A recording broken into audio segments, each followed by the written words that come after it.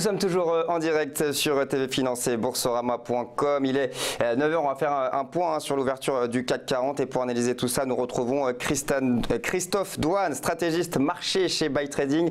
Bonjour Christophe.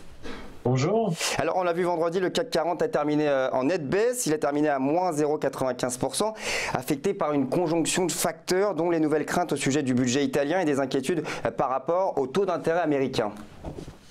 Exactement, c'est ça. Le focus des marchés vendredi, il était clairement orienté sur les chiffres des NFP, donc du marché américain, avec une tension et puis la peur un petit peu de voir la hausse des taux reprendre encore un chemin encore plus important. En tout cas, le focus était vraiment orienté là-dessus vendredi. Il semble que ce matin, on ait encore une pression baissière à l'ouverture.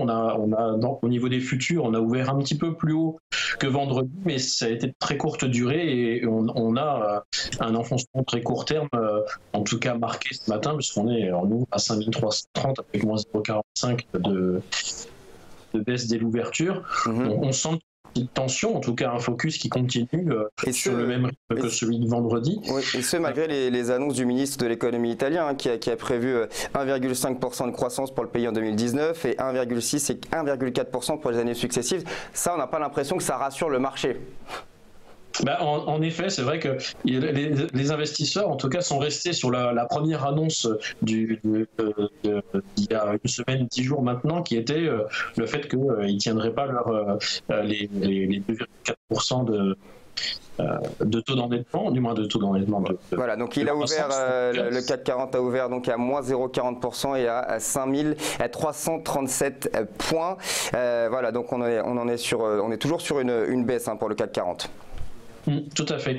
Et on continue, on est toujours dans un niveau de consolidation complètement latéral. On est coincé sur un range qui est entre 5250 et 5540 en gros. Et ça depuis mi-juin, on n'est toujours pas sorti de ce range, et il va falloir vérifier et faire attention au troisième contact qu'il pourrait y avoir au niveau des 5250, puisque si on venait à enclencher un contact un peu violent avec cette zone des 5250, on pourrait voir probablement une rupture pour cette troisième fois.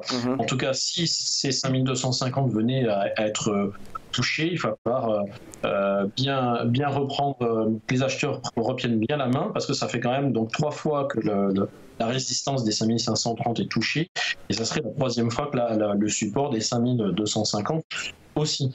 Donc c'est j'ai envie de dire, le niveau à surveiller aujourd'hui, c'est vraiment ces 5230, 5250 qui reste une zone relativement fragile.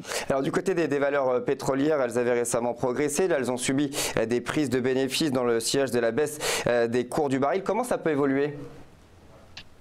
Là, honnêtement, j'ai pas trop suivi sur le marché des